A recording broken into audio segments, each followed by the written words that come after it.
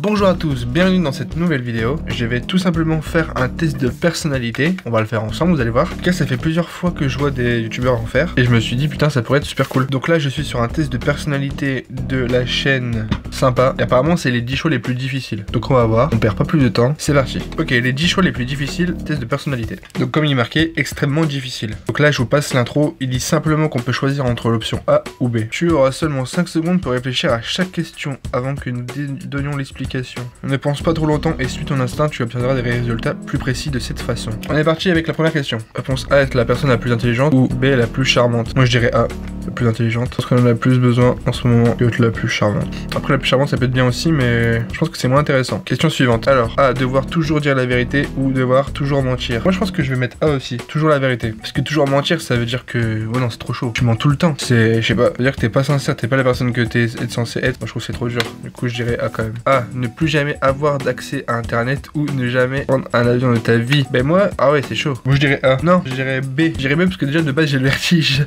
Alors je sais qu'il y en a qui vont me dire putain mais en fait il est complètement fou, internet c'est superficiel et tout, mais moi de base j'ai le vertige. Donc déjà quand je prends un avion, j'éprouve aucun plaisir. Je ne regarde pas les paysages, mais en fait j'ai trop peur. Alors septième question, trouver le grand amour ou gagner 1 million d'euros. Bah moi je dirais A là, parce qu'en vrai l'argent, bah c'est cool l'argent tu vois, mais bah après si t'es pas heureux dans ta vie, c'est pas ouf. Alors que le grand amour je pense qu'après t'es tranquille. Ne jamais pouvoir parler de nouveau ou toujours devoir dire ce qui se te passe par l'esprit. Ne jamais pouvoir parler de nouveau. J'ai pas compris là. Je veux dire A, parce que dire toujours ce qu'on pense tout haut, des fois c'est un truc con ou quoi et c'est chaud hein. Avoir une mémoire photographique ou être capable d'oublier tout ce que tu veux. Oh, moi je dirais A aussi là, parce que au moins tu retiens tout, tu sais tout de suite. Et le B pour moi en fait, oublier ce que tu veux c'est pas ouf dans le sens où si t'as des épreuves difficiles ou quoi, et ben il faut quand même qu'en fait tu les as en tête, ça te construit en fait. Ça te forge, ça te rend plus dur ou quoi et ça te donne de l'expérience. Alors si tu oublies ce que t'as envie d'oublier, bah après pour les trucs extrêmes c'est bien mais bon. 4. Ne plus jamais faire l'amour ou ne plus jamais manger ta nourriture préférée. A aussi en fait là pour l'instant. Pas vraiment de commentaires mais je dirais A.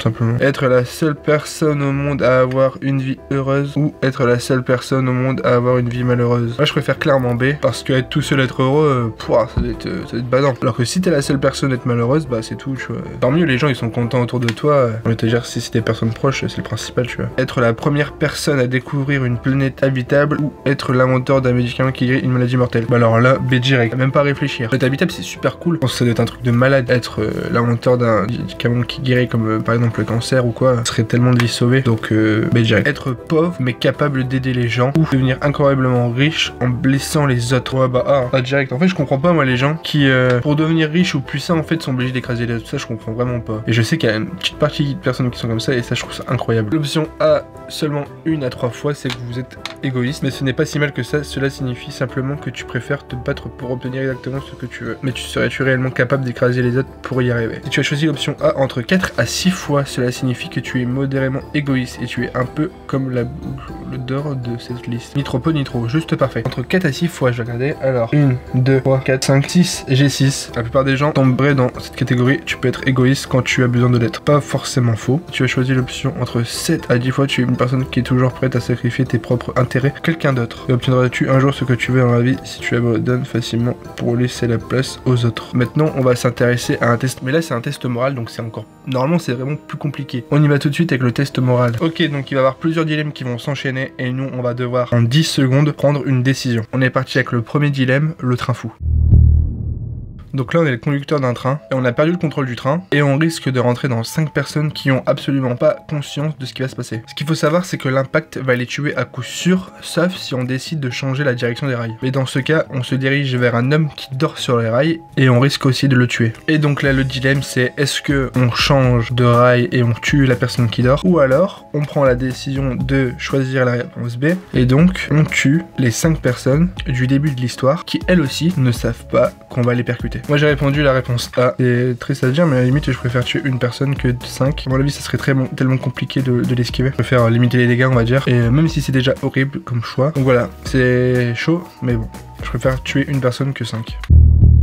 Donc là c'est un bus de ville qui a totalement perdu le contrôle et qui fonce sur un groupe de 7 personnes. Nous on est à l'étage du dessus et du coup on risque rien. Et on remarque qu'il y a quelqu'un à côté de nous qui est fort et en fait si on le pousse ça va arrêter le bus et du coup sauver les 7 personnes. Donc le dilemme qui est posé c'est est-ce que on pousse l'homme fort et on sauve cette personne ou alors on ne pousse pas la 7 personnes et on laisse tout simplement les 7 personnes mourir. Là pour le coup je pense que je vais répondre la réponse B, tout simplement parce que je pense que j'aurais pas le courage de pousser la personne forte. C'est pas à moi de décider pour le coup là sur cette situation de pousser ou pas la personne forte, donc du coup c'est pour ça que je vais répondre la réponse B. Donc là 3, le dilemme d'un juge. Donc là on est au milieu d'un procès d'un voleur de banque qui est innocent et j'en suis convaincu. Mais en ce moment les ennemis du suspect ont kidnappé ma fille de 6 ans et exigent que je déclare le suspect coupable en échange de la liberté de ma fille. J'ai aucune idée d'où la retiennent et la police ne veut pas le savoir non plus. Et je ne peux pas m'empêcher de penser que ma fille est en danger de mort. Accuserais-tu l'homme innocent de coupable pour sauver ta fille? La réponse A, ça serait je ne condamnerai jamais une personne innocente, j'essaierai de trouver un autre moyen de sauver ma fille. Ou B, sans hésiter. Bon après j'ai pas de fille donc du coup je peux pas savoir ce que ça fait ou imaginer réellement ce que ça me ferait. Moi personnellement je pense que je condamnerai jamais la personne innocente, j'essaierai de trouver un autre moyen. Mais là mon instinct me dirait non,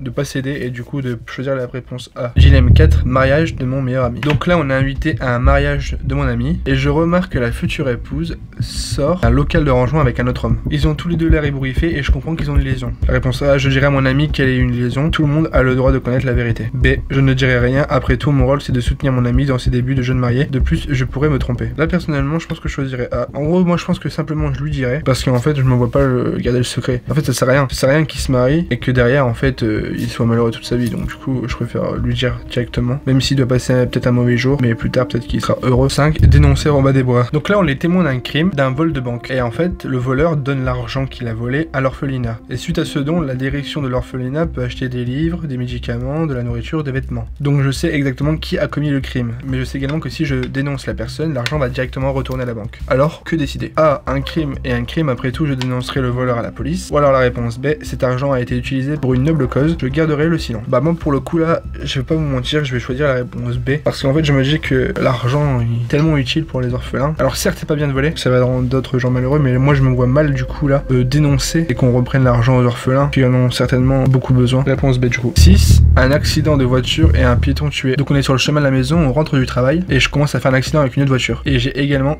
heurté et tué un piéton. Et au moment où je sors de la voiture, il y a une femme choquée et heurtée dans l'autre véhicule qui court vers moi. Et en fait en écoutant ces cris déchirants, on réalise en fait qu'elle pense que c'est elle qui a tué la personne, alors qu'on sait très bien que c'est nous en fait. Il y a personne autour, seulement nous deux, donc je comprends que je peux laisser en fait croire à la personne que c'est elle et à la justice. Donc je confesserai que c'est ma faute. Comment pourrais-je vivre en sachant qu'une personne innocente a été condamnée par quelque chose que j'ai fait? B, je laisserai cette dame endosser ma responsabilité, je ne vais pas aller en prison et passer des années loin de ma famille, en plus c'était peut-être bien de sa faute. Bah là en fait c'est compliqué. Si c'est vraiment de sa faute, par contre là si c'est vraiment moi de ma faute qui conduit très mal et je vais très vite etc, bah du coup là je pense que je me dénoncerai quand même. Donc là pour le coup pour l'histoire je vais dire A parce que j'ai l'impression que c'est moi, mais en vrai si c'est pas moi, c'est vraiment pas de ma faute ou quoi, je pense que je dirais rien. Donc là c'est les résultats. Si on a plus de A que de B, on est une personne avec un code moral très strict et qu'on essaie de se tenir à ses principes, peu importe les conséquences. On analyse la situation et on essaie de choisir la meilleure solution pour tout le monde, même si c'est pas la meilleure pour soi. Plus de B, on prend souvent des décisions par rapport à ses émotions. On n'est pas capable de réagir sous les règles morales si la situation est trop personnelle. Donc voilà, c'est du coup la fin du test et aussi de la vidéo. Comme d'habitude, merci à tous de l'avoir regardé jusqu'à la fin. Si la vidéo t'a plu, n'hésite pas à la partager, liker ou encore même t'abonner pour être prévenu des prochaines vidéos. Encore une fois merci, on se dit à bientôt pour une prochaine vidéo. D'ici là, portez-vous bien, salut.